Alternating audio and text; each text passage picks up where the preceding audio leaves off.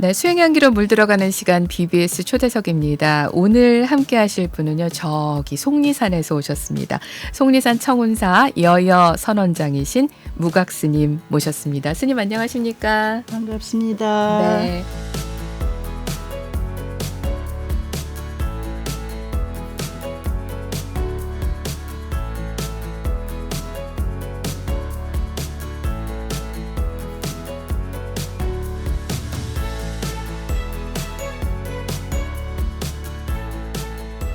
스님 방송 시작하기 전에 들어오시면서 반가워요 하면서 이렇게 꼭 안아주셨는데 너무 따뜻했어요. 네, 저도 따뜻했어요. 네, 저희 감사해요. BBS 초대석 함께 하시는 라디오로 들으시는 분들 또 TV로 보시는 분들께 인사 한 말씀 카메라 향해서 부탁을 네. 드리겠습니다. 반갑습니다.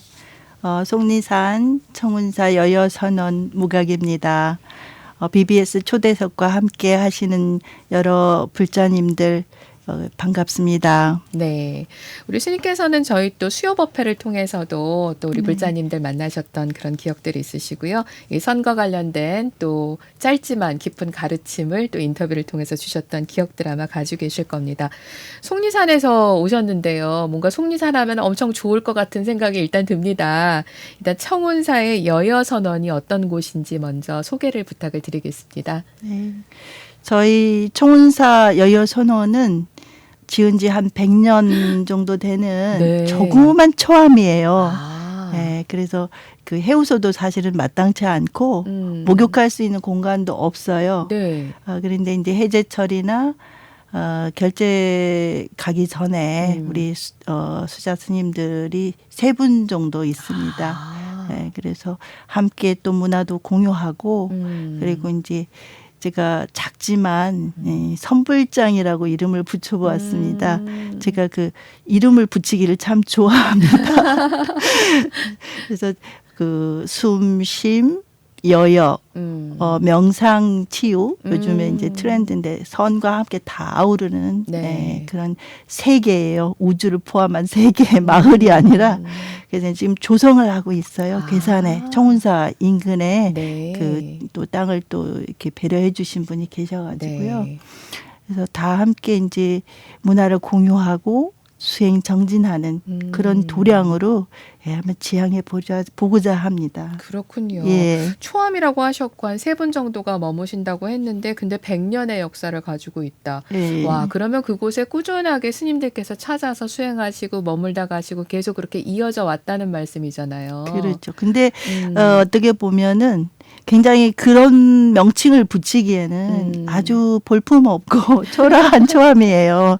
그렇지만은 이제 약간의 토굴의 형식도 있기 때문에 해제철에는 쉼의 네. 그런 의미도 있고 또 이제 결제철에 공부했던 어떤 공부의 그런 것들을 점검해 볼 수 있는 시간도 되고요.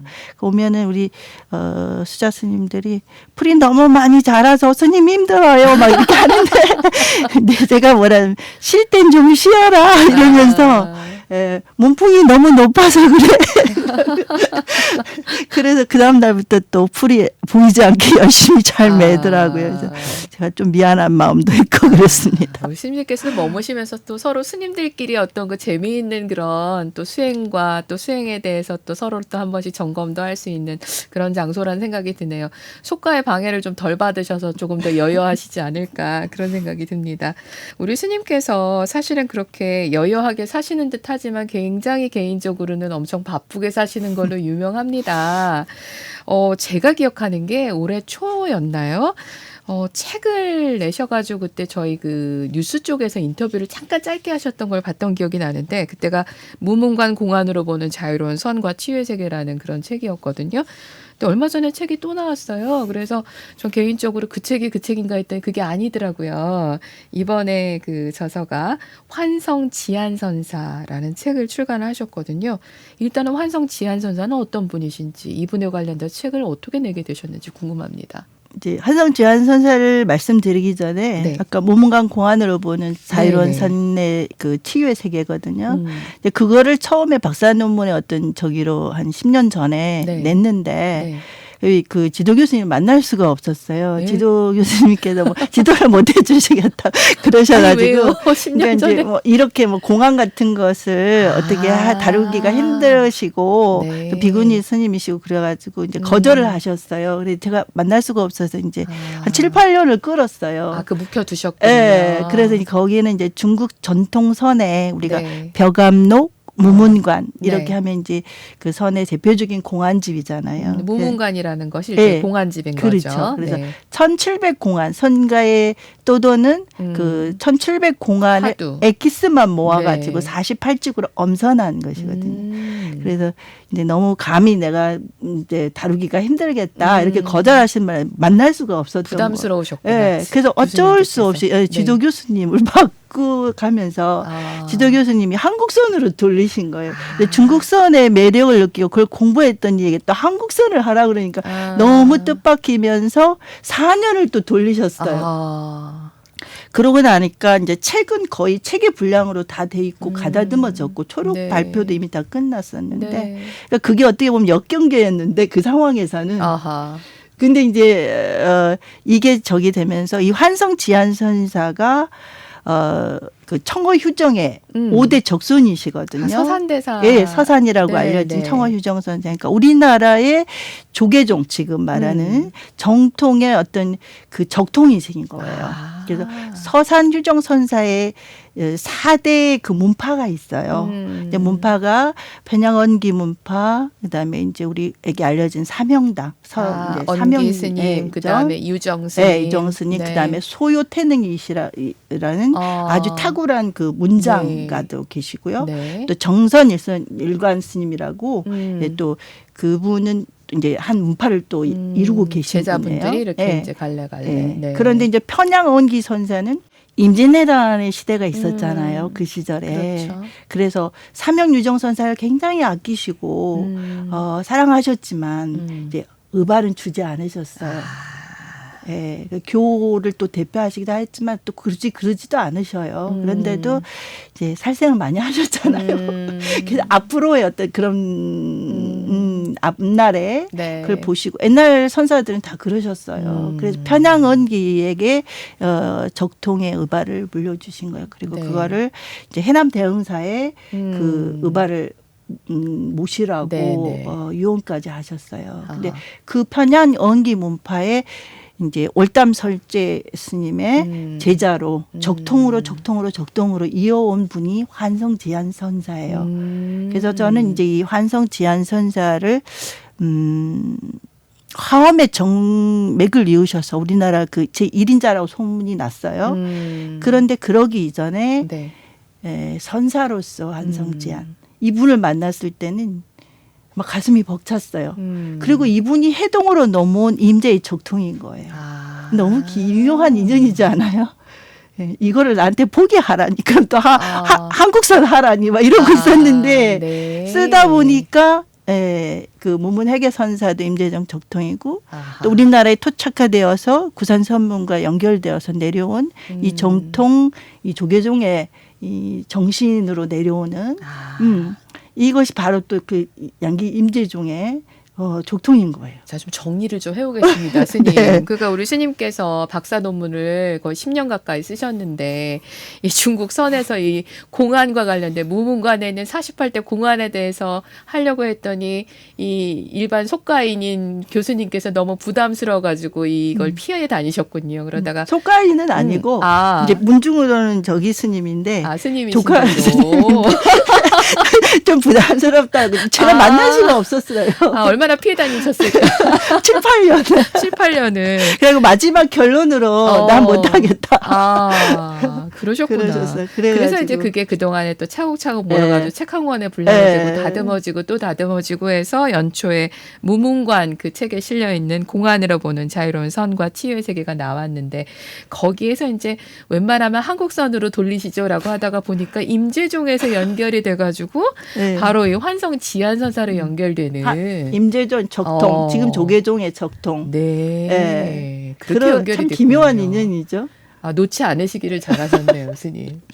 그래서 이제 환성 지한선사를 주제로 해서 책을 쓰셨는데 요 책을 준비를 하시고 나서 아까 언뜻 하신 말씀이 지금 이제 우리 조계종의 종정리하이신 성파종정리하께서 아니 어떻게 이렇게 책을 썼느냐 하고서 이렇게 전화를 주셨다는 얘기를 들었어요. 네. 그, 선씨가 이렇게 성객이시기 때문에 네.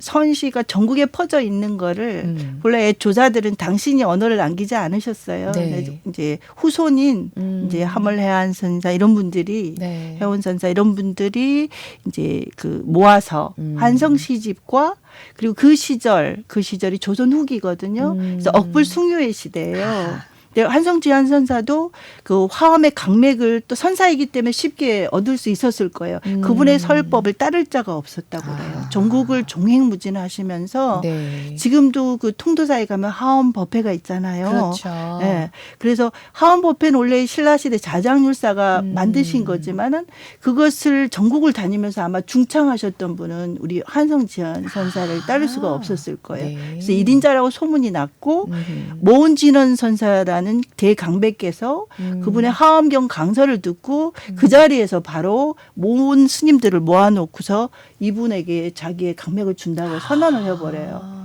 그러면서 그때 당시에 이제 교통이 불편할 때잖아요. 네. 지금처럼 차를 타고 오는 것도 아닌데 고무신 신고 집신 신고 고무신은 없었겠다. 남학신 신고 그렇죠. 네, 이렇게 1,400명이 오셔가지고 대집회를 하니까 육아 억불숭유 시대에 왜 억불을 했냐 이게 이데올로기를 유지하기 위해서. 그렇죠. 근데 어떤 분은 역사학자들이 제가 그건 반대를 하는데 그때는 뭐 증거도 없고 뭐 학대 핍박했다는 그게 없기 때문에 그걸 어떻게 할 수가 없다. 그래서 저는 검증 증거 이런 거 좀 그 말을 좀 싫어해요. 그렇죠. 근데 당연히 이데올로기 유지를 위해서 불교를 핍박할 수밖에 그렇죠. 없었고 네. 그게 그냥 핍박이라는 의미가 아니라 목숨을 걸고 한 거예요. 그래서 한성제한 선사도 1,400명이라는 숫자가 모였으니 전국에 거기서 바로 이제 나중에 모함을 받아가지고 예, 이제 통도사에 주석을 하셨다가 이제 성파스님 말씀에 의하면 이제 통도사에 부담을 피해를 주지 않게 하기 위해서 지리산 쪽에 계셨대요. 숨어 계셨대요. 그랬는데 이제 응거를 하셨는데 거기서 잡히신 거예요. 그래가지고 이제 전라도 관찰사가 근데 그럼에도 또 불구하고 모함이라는 것으로 다 밝혀졌대요. 밝혀졌는데 그 사이에 고초당한 것은 어떠란 말이에요. 그래서 제주도로 그걸 안 밝히는 거예요. 관찰사가 6.25가 아주 센 사람이었겠죠.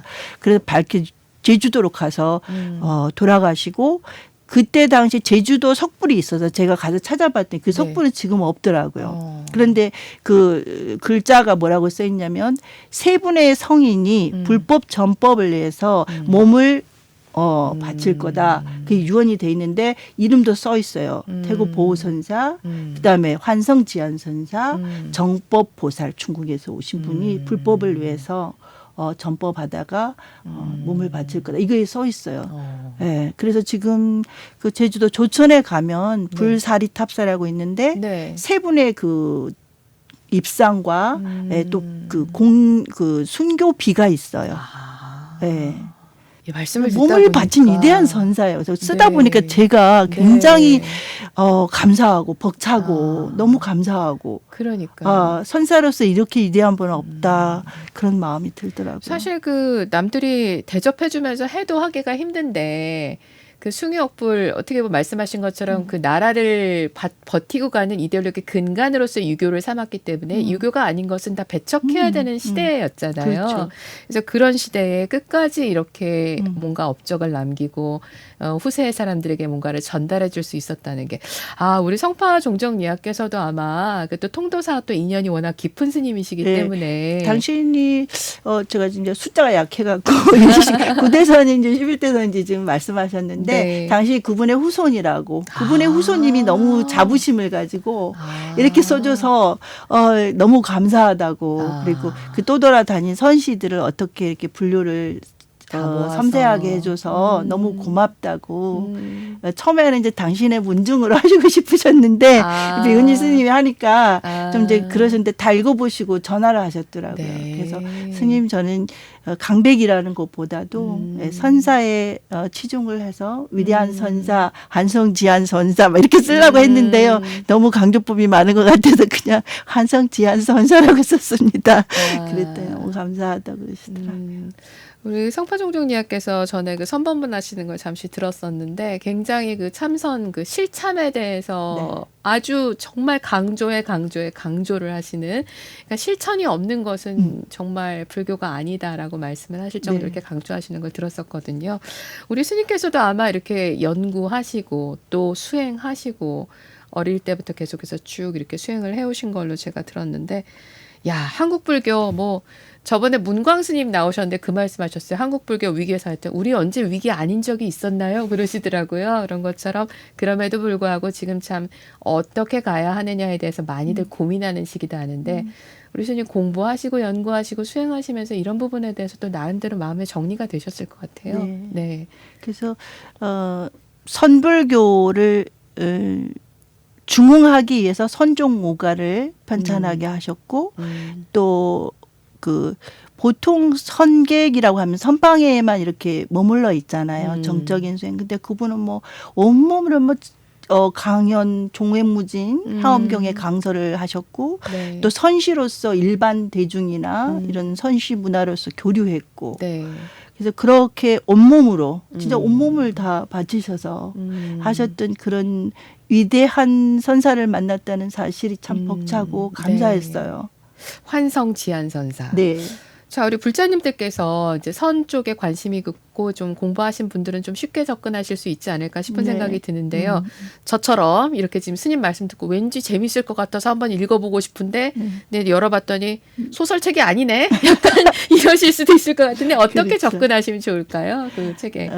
환성지안선사는 그 운주사에 우리 김시열 사장님이 이렇게 또 배려를 해주셔가지고 펴자고 또 하셔가지고 그분은 참 불서보급의 그 신념이 정말 있으시더라고요. 열심히 하시잖아요. 어려워도 네, 하시더라고요. 네, 경제적인 맞아요. 어려움이 있으셔도. 맞습니다. 그래서 그분과 만났다는 게 참 감사하고요. 쉽게 접근한다기보다는 선시나 이런 부분들을 좀 중점적으로 저는 모든 게 그 교화시다 이런 관점으로 봤어요. 그래서 선시는 그분의 어떤 이제 무분별지 이런 선의 세계도 물론 이제 적장이시기 때문에 안 하실 수가 없죠. 그런데 네. 제자, 그다음에 또는 제가자, 또 고을의 수령님, 온님 네. 이런 식으로 그런 분들에게 선시를 지었어요. 근데 그분의 선시를 보면 네. 뭐라 그럴까 고준한 뭐 대종장의 선시가 아니라 무슨 그 시골의 평범한 촌부에 그렇다고 해서 무슨 가나선의 그 어떤 대고준한 법맥을 이은 그런 엄청나게 어떤 막 그, 대선사가 예. 아니 느껴지지 그런 게 아니라. 않아요. 차라리 그냥 따뜻하고 아버지 같고 예, 그리고 그냥 청부처럼 그런 시를 쓰셨어요. 네. 그래서 조금 재미있는 시도 있긴 한데 네. 대부분이 다 이제 그런 교화시예요. 그리고 당신이 그렇게 가실 줄 아셨나 봐요. 그렇겠죠. 아무래도 그런 아주 엄격한 유교 체제 하에서 그렇게 종횡무진 다니셨으니 교화를 누가 계속 좋아했겠어요. 다니셨으니. 네. 그래서 당시 그렇게 아셨는지 오도송은 있으나 열반송이 없어요. 예. 그래서 그분의 시로 접근하면 참 재미있을 것 같아요. 예. 이렇게 넘기면서 쭉 보시다가 네. 아, 뭔가 이렇게 100% 다 알지 못하더라도 마음이 네. 탁 와서 닿는 네. 그런 네. 선시를 만난다면 네. 그거를 통해서 또 해석도 한번 보고 네. 시대상도 한번 생각해 보면서 그렇게 접근하신다면 또 네. 각자의 무언가를 찾을 수 그렇죠. 있을 것 네. 같다 싶네요. 그렇죠. 그분의 시가 뭐 인터넷에도 이제 회자되기도 하고 하지만 네. 저 이제 선시를 해석했던 분들의 이런 분들 거를 다 이제 섭렵을 해서 제 나름대로 그분의 선의 세계에 이제 인접하도록 그분의 뜻에 인접하도록 그 선시를 이제 주로 직접 제가 이제 감수를 해가지고 정리를 했습니다. 그래서 네. 이제 한번 보시면 재미있을까 어렵지 않을 것 같아요. 네. 알겠습니다.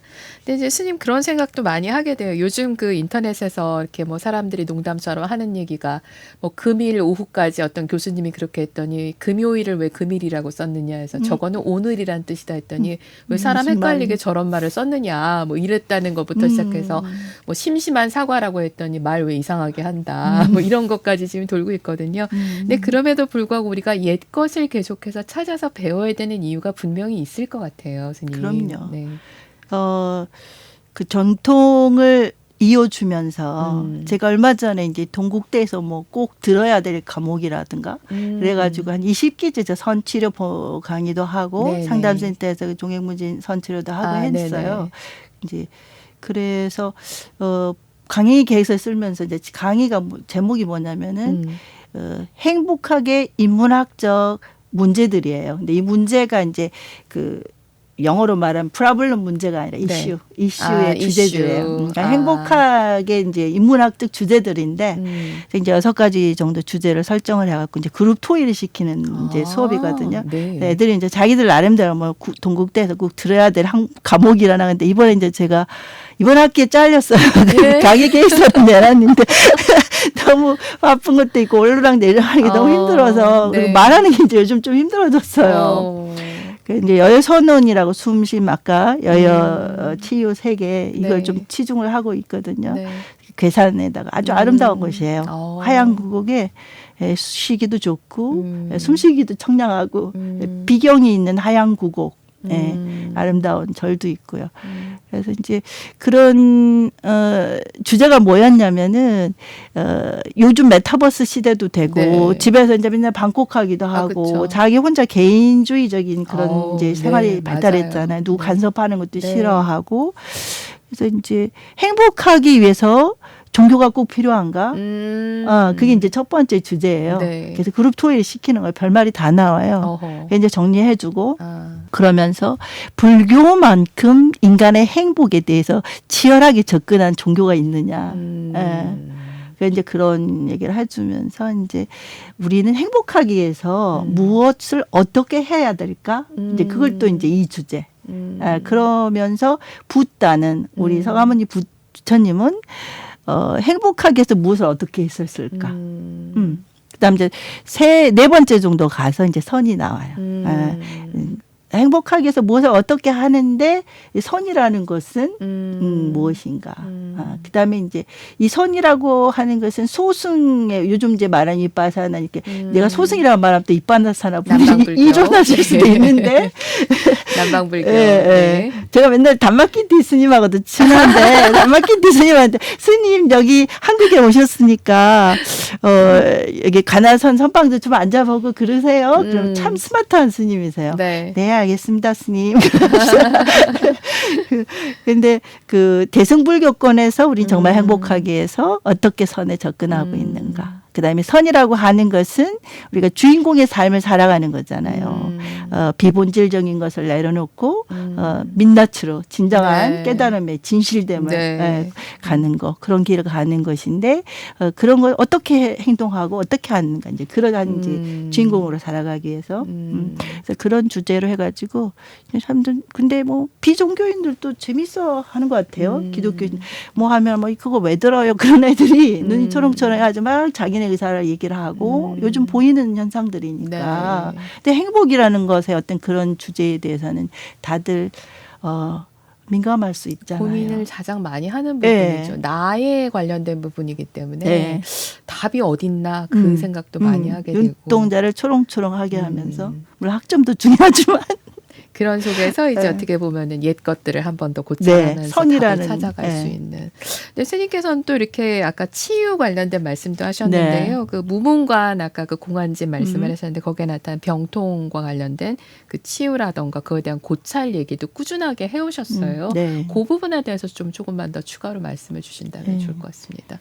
우리가 병통이라는 거 네. 또 병통이라는 것은 어떻게 보면 어두운 면이잖아요. 그러니까 이게 지금 말씀하시는 게 그 네. 무문관에 나타난 병통이라는 게 뭐 몸의 병이라든가 뭐 실질적으로 뭐 질병이 나타난 이 얘기는 아닌 거잖아요. 지금. 그러긴 하지만은 네. 몸과 마음이 또 둘은 아니에요. 아. 네.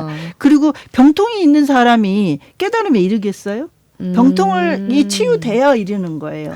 이 깨달음의 세계가 굉장히 이 가다가 이렇게 코 만지는 식으로 쉽다고 해요. 어느 날 몰록으로 되기도 하고 그렇지만 또 병통이 있는 사람이 깨달음에 이르겠어요? 안 그렇잖아요. 다시 얘기하면은 네. 문제가 있는 거를 해결하려고 해 수행을 하잖아요. 그럼요. 참선을 하고. 근데 그 문제라는 게 어떻게 보면 이꼴 병통이라고 생각할 수 그렇죠. 있고 예. 내가 뛰어넘어야 될 어떤 음. 그 장애물이라고 생각할 예. 수 있고 그렇게 얘기하면은 그렇죠. 아 그걸 병통으로 표현한 게 좀 그렇죠. 이해가 되네요. 예. 네. 그리고 이제 각 이제 어떤 위대한 선사들께서 선사들이 10가지 정도로 지박을 해서 이런 병통이 있고 이제 깨달음의 길을 가다 보면 무문선사 또한 선잠이라고 하는 잠이 네. 이 침잠자예요. 침을 네. 놓는 거예요. 그래서 그 뚫어주는 거예요.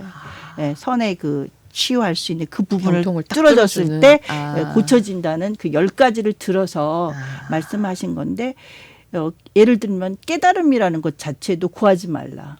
그 연기에 순숙하다 보면 이거지리라. 이런 이제 말씀을 하시거든요. 네. 그래서 이제 그런 식으로 급하게 먹지 말라는 얘기예요. 마음도. 예. 그러다 보면은 이게 때가 무르익었을 때 우리가 그 뭐라 그러죠? 홍시가 떨어지게 기다리지 말라고 그 앞에 가서 입 벌리고 있으면 감이 뚝 떨어지는 시기예요. 네. 저는 그런 비유를 가끔씩 쓰는데.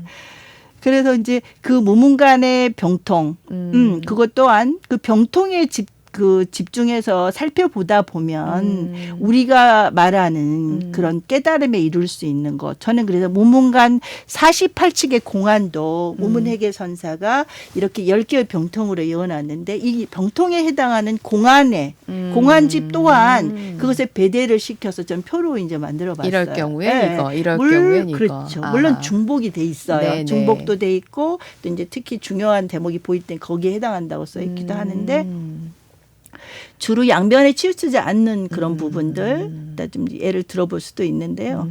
이제 그런 것들 내지는 그런 깨달음의 병통이 치유돼야 오히려 어떻게 보면 그걸 치유하다 보면 더 쉽게 접근할 수 있지 않을까? 깨달음이라고 나의 문제점에 먼저 네. 접근을 하니까. 깨달음이라고 하는 이 무한한 바다를 그냥 막 짚고 막 푸는 것보다 네. 병통을 해결하는 게 오히려 더 쉬울 수 있지 않을까? 그리고 공안을 또 우리가 금과 옥조와 같은 공안을 제가 이렇게 막 멋터럽게 또 부족하게 얘기할 수 있지만 저는 얘기 말씀드리지만 항상 함께 하고 싶은 그 안전한 발언이 있기에 부디 용서해 주십시오. 이렇게 이제 저질러 버립니다. 네. 자, 그러면 우리 스님 말씀을 좀 이렇게 이제 일반 불자들 나도 참선 관심 있어. 이제 뭐 하시는 분들은 좀 더 쉽게 이해하실 거라고 저는 믿습니다. 근데 이제 관심 있게 시작하시는 분들 입장에서는 아, 뭔가 이렇게 문제점은 나는 뭐가 있을까 한 번쯤 짚어보고 가는 차원에서 이 무문선사의 어떤 말씀, 무문간에 나타나는 병통이라던가 이걸 어떻게 그러면은 방편을 써서 우리가 치유갈 수 있는가 생각해 보시면서 이 무문간 공안으로 보는 자유로운 성과 치유의 세계 한번 조금 접해 보시고 그리고 이제 환성 지한 스님의 그 선시를 통해 가지고 나는 어떻게 공부하고 나에게 맞는 내 가슴에 와서 닿는 것은 무엇인가 좀 길을 찾아보는 그런 과정들을 가지신다면 참 좋겠다라는 생각이 드네요. 네. 그렇죠. 공부하시다 안 되면 여여선언 한번 찾아가 보시는 것도 괜찮을 것 같고요. 네. 그렇죠. 네. 아, 우리 스님께서 말씀하시는 게 우리 불자님들을 비롯해서 이 방송 접하시는 모든 분들이 다 나의 수행의 길을 좀 빨리들 각자 찾아가셨으면 좋겠다라는 그런 어떤 간절한 마음이 함께 느껴집니다. 네. 네. 그래서 제가 여쭤봐요. 간절한가? 그러면 간절하면 이루어지더라고요. 그리고 업장이 조금 짧으면 금방 이루어지더라고요. 그런데 빨리 구하고자 하는 그 구하는 마음 내지는 조급한 마음 네. 이것 또한 깨달음에서 멀어지는 거. 네, 그 명심하시면 될 것 같아요. 알겠습니다. 네, BBS 불교 방송 초대석 함께하고 있습니다. 오늘 여여선원장 무각스님 모시고 아주 재미난 선 이야기를 듣고 있는데요. 그 스님 굉장히 어린 나이에 그분이 누구신지도 모르면서 나중에 알고 보니 전강 스님이셨더라. 근데 화두를 내가 받았었댔더라라는 얘기를 언뜻 하셔서 그 얘기를 좀 여쭤보고 싶어요. 어떤 불교 인연으로 그렇게 몇 살 때 그럼 화두를 받으신 거예요, 스님? 그러니까 5살 때로 기억하는데 5살이요? 예, 저희 이제 어머니, 할머니, 부모님을 잘 만난 복이라고 생각이 돼요. 네. 이제 어머님 같은 경우도 뭐 그 지역에 뭐 이렇게 조계사의 신도회장 나오셔도 될 거라고 그러시더라고요. 우리 은사 스님께서 네, 보시고. 네. 그러니까 이제 굉장히 신심이 깊고 항상 음. 새벽 3시에 예불을 한 번도 안 빼먹으신 이 공직자로 나중에 해양하셨는데 네. 큰 스님들이 많이 오셨어요. 항상 해제 날. 그 칼국수 끓여 드시고 아. 행랑차에 이렇게 방이 다 찼어요. 네. 예, 그리고 아버님 가셨을 때도 화백이셨는데 그 가셨을 때도 스님들 연불이 한 번도 안 끊어졌어요. 화장할 때도까지도 다. 시다림을 다 이스님이 네, 왔다 가시고 한 번도 안 저 스님이 끊어졌어요. 왔다 또 가시 인연 있던 분들께서. 예. 그런데 이제 어머니 아버지 손을 잡고 네. 그 동국선언에 이제 저는 아. 기억이 잘 안 나요. 네. 그런데 이제 이렇게 가운데 앉았는데 정가은 스님이 딱 이 판치생모 하두를 주신 거예요. 판치생모. 네, 근데 네. 학교 다닐 때 빼고는 거의 절에서 살았거든요. 방이 큰 대방 같은 방에서도 막 네. 모기장별로 이렇게 집집마다 사시고 아. 그렇게 살았는데 네. 이제 출가하면서 이렇게 성성해지면서 네. 하두가 성성해지는데 아 내가 판치생모 하두 그때 받았구나.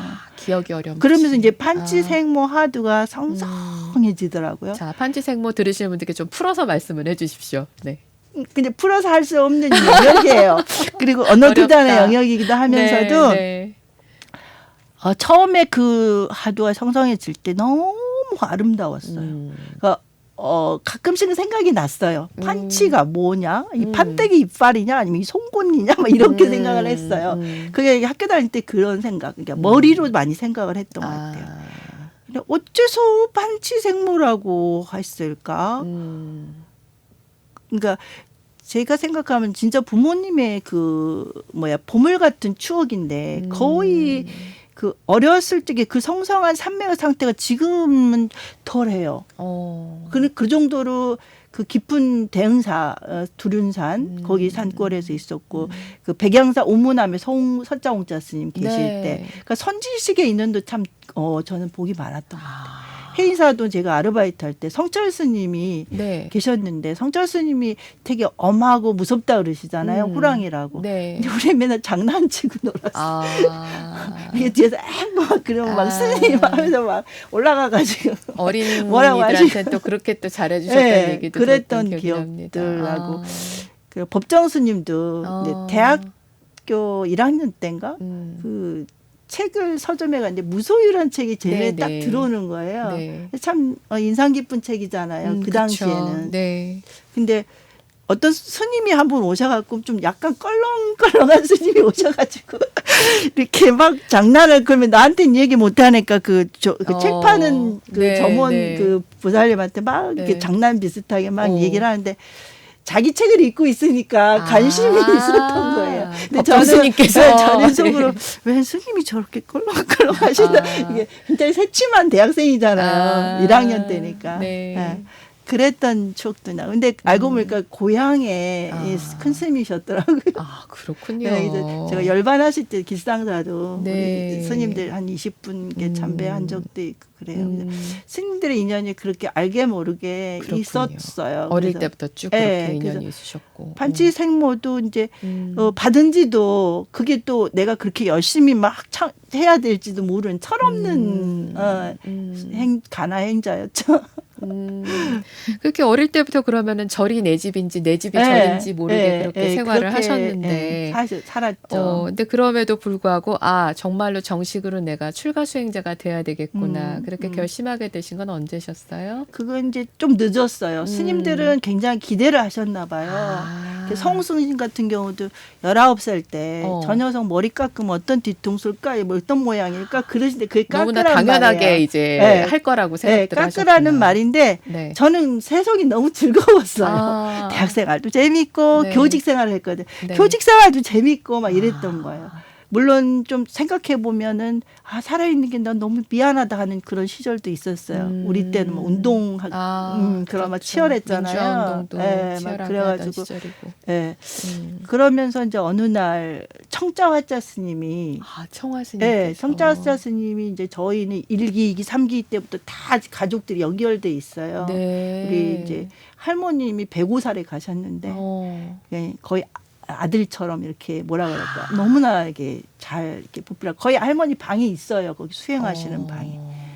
연불선이라는 얘기가 거의 거기서 나왔다고 해요. 청자 화자 스님은 사실 여기서 제가 밝히는데 그 정통선의 향운을 알게 해주신 분이에요. 그리고 개울철자 하시고. 네. 근데 이제 그쯤에 제가 출가를 했는데 교직생활 하다 출가를 했는데 스님 한 7발자국 이렇게 가시다가 그 깊이를 알 수 없는 눈이 있어요.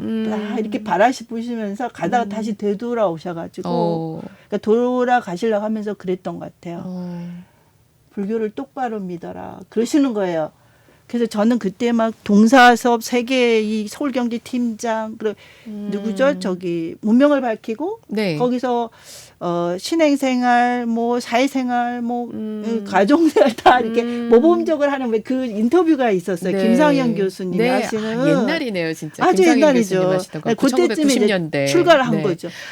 그래서 이제 그 말에 왜 청자자 스님 말씀하실 때는 스님 나 똑바로 좀 하는 것 같은데 왜 저러시지 그런 거 철이 너무 없잖아요. 근데 저를 철들게 해주시는 분은 그분의 이제 맞상자이신 우리 용타 스님하고 용타 다짜 스님하고 대화자 화자 스님 그리고 이제 대흥사 지금 선방을 열으셨던 신은 경자 형자 스님 비구니 스님들이에요. 그분 해인사 일기예요. 네. 비구 스님들이 해인사잖아요. 네. 지간 스님하고 동창이시라요.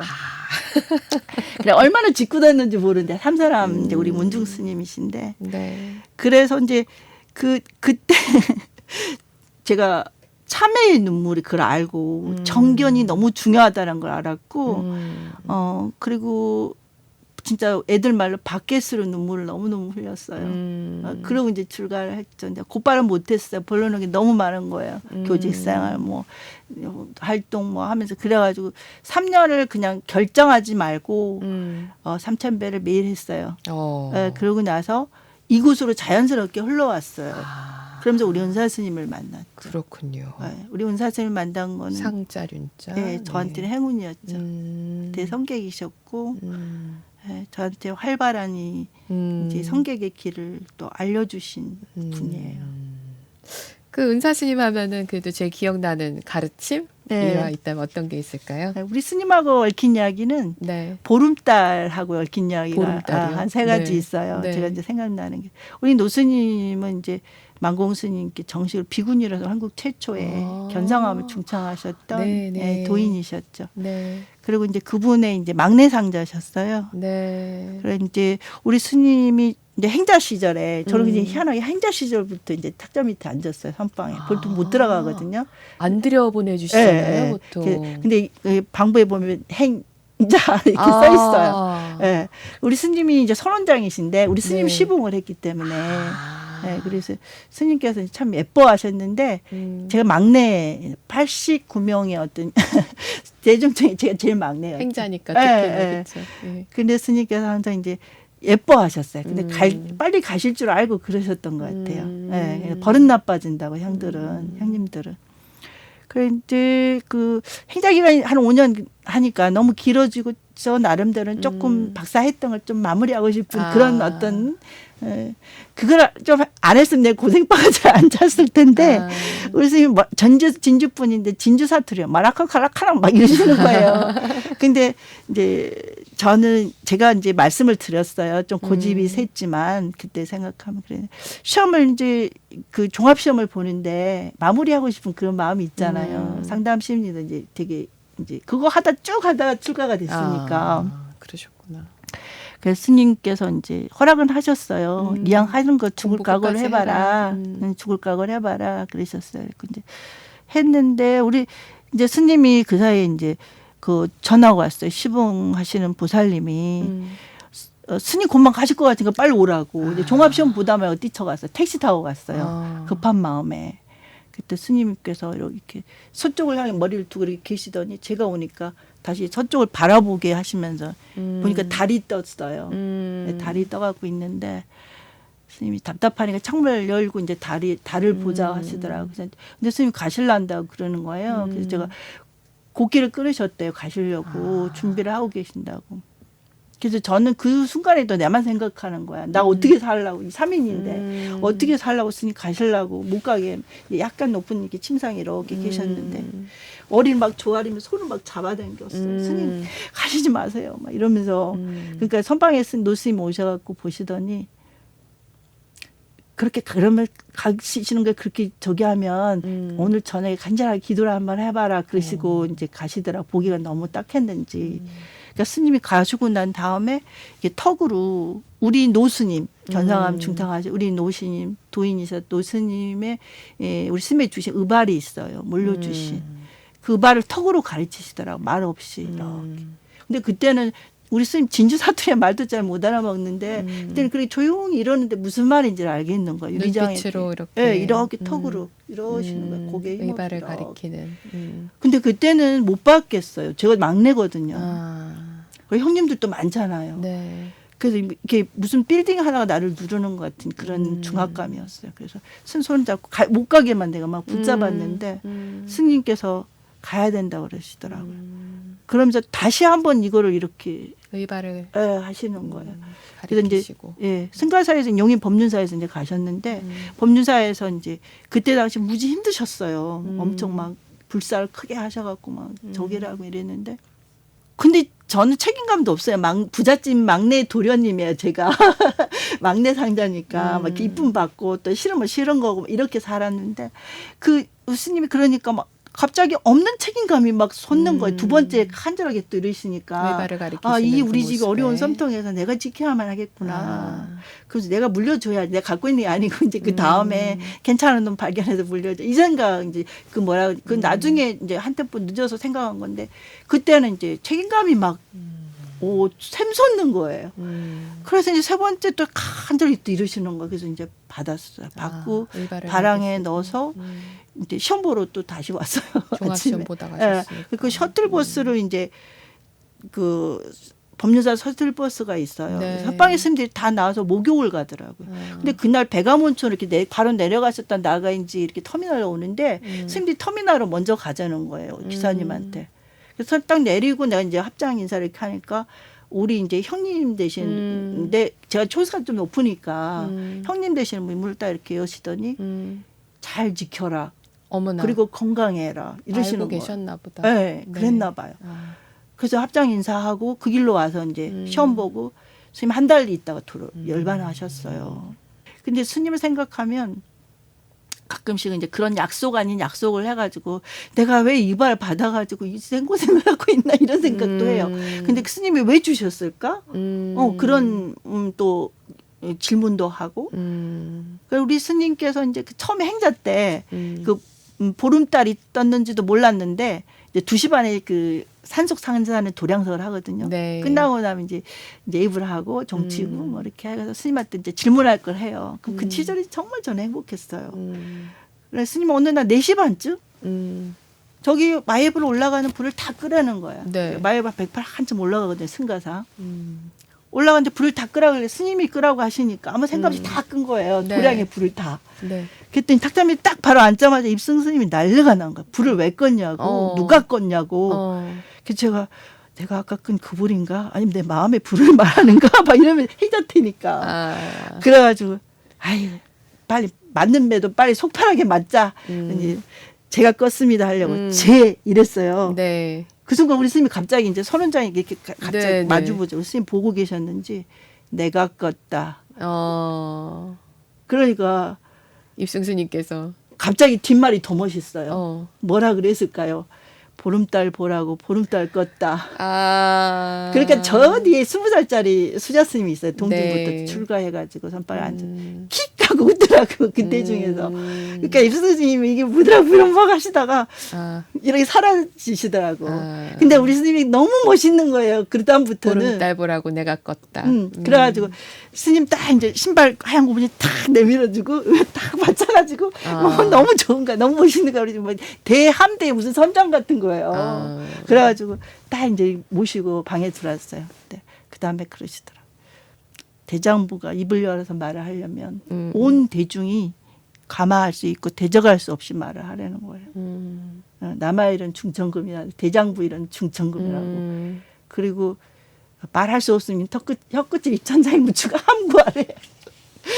그래서 그런 이야기도 있고 뭐 보름달 뜬 날 그 스님의 긴 주장자를 가지고 법륜사 그 석조 불 있잖아요. 네. 그래서 뒤에다가 이렇게 가져가라 그래. 보름달을 뜨면 좀 설레요. 지금도. 지금도 그러시겠네요. 스님 정말. 생각도 나고 왜 그러셨을까? 네. 뭐 그런 정말 철없었죠. 그런 의미도 생각해보고 그래요. 그렇군요. 많은 스님들의 또 인연들이 있었지만은 네. 지금 말씀하신 은사이신 상자 륜자 우리 큰 스님 네. 인연과 그 보름달만 보면은 네. 보름달 보라고 내가 껐다. 그 말씀 많이 생각나실 것 네. 같습니다. 네, BBS 초대석 오늘은 송리산 청운사 여여선원장 무각스님 모시고 정말 즐거운 시간이었는데 여러분은 어떠셨는지 모르겠습니다. 스님 먼 길 와주셔서 너무 감사드리고요. 감사합니다. 앞으로도 좋은 가르침 계속해서 기대하겠습니다. 감사합니다, 스님. 오늘은 그 해계선사의 모문관에 나오는 제 1칙 조주구자입니다. 조주구자라고 하는 그 뜻은 개에게도 불성이 있느냐 이렇게 물어온 것입니다. 그래서 우리가 말하는 선종의 제1 가문이라고 하는 이 가나선의 한국 선종에서도 무자화두 무자하두가 제 일칙이 타파되지 않으면은 모든 가나 행자들이 나가 떨어져 버리는 그런 무서운 공안이기도 하죠. 그래서 한 전객이 이제 공부를 마치고 당대의 거장이신 조주선사에게 개에게도 불성이 있습니까? 하고 물어오는 그런 공안입니다. 개에게도 불성이 있냐 없냐 모든 유정 무정이 다 불성이 있다고 부처님께서 말씀하셨잖아요. 그런데 그 성객이 그걸 모를 리가 없습니다. 그런데 어쨌든 뭐 패기로 물어봤든지 아니면 조주선사를 들었다 놨다 하기 위해서 물어봤든지 뭐 그때의 어떤 그 드라마틱한 장면은 제가 없어서 모르겠지만은 그 성객이 모를 리가 없다라는 것은 제가 짐작해 볼 수 있을 것 같습니다. 개에게도 불성이 있습니까? 하고 물었을 때 조주선사는 무라고 대답합니다. 그때 그 무라고 하는 것은 있다 없다에 치우치는 유무의 무가 아닙니다. 만약에 여러분이 선을 조금이나마 공부하실 수 있다면 그 유라고 하는 무라고 하는 이 양변에 치우친다면 이미 조주 구자 일찍에서 나가 떨어져 버리는 상황이 되실 것입니다. 그 선의 세계라고 하는 것은 진실함을 일깨우는 것이고 또 거짓되고 비본질적인 것들을 내려놓는 무한한 그 언어 도단의 영역입니다. 그래서 이 무분별지에 초월된 지를 말하는 그런 것을 의미하는 무라고 할 수 있습니다. 굳이 언어로 표현하자면은요. 그래서 그걸 꼭 이렇게 명심하시기 바랍니다. 그 일찍이 통과되면 사실은 근데 모문관이라고 하는 것은 다른 것까지도 다 깨어지게 돼 있습니다. 참 희한합니다. 이 선의 단맛을 알게 되면 이 세상 어떤 것보다도 바꿀 수가 없는 어떤 그 매력이 있습니다. 선의 단맛이라고 하죠. 선의 꿀맛이라고도 합니다. 그래서 양변에 치우치지 않고 어떻게 보면은 그 연기에 충실한 거예요. 지금 여기 나에게 있는 주변. 누가 여기 아까 내가 이제 물어보니까 스님 가장 친한 벗이 누구십니까? 이렇게 여쭤보시더라고요. 그래서 제가 지금 여기 말하지 않아도 저와 함께 소소한 일상을 함께 담소하며 발효차나 녹차를 함께 할 수 있는 분. 어떤 분이다 누구를 지정해서 하는 것보다는 그다음에 또 시원한 여름 계곡의 계곡물 소리를 들을 수 있는 분, 그리고 처마 끝에 떨어지는 빗방울 소리를 함께 할 수 있는 분, 푸른 가을 하늘의 흰구름을 함께 할 수 있는 분, 그리고 찬란한 노을을 보며 회양을 꿈꿔볼 수 있는 분. 그렇게 또 어렵게 느껴지지만 또 쉬운 거 아닙니까? 그래서 그런 분들이라면 누구나 함께 갈 수 있는 벗이 될 수도 있고 또 거짓되고 비본질적인 것들을 내려놓을 수 있는 무분별지와 부처님께서 깨달은 그 지와 가섭존자가 이렇게 연꽃을 들으셨던 그 반분자의 경지와 같지 않을까요? 예, 한번 그런 선의 단맛을 함께 해보지 않으시겠습니까? 예.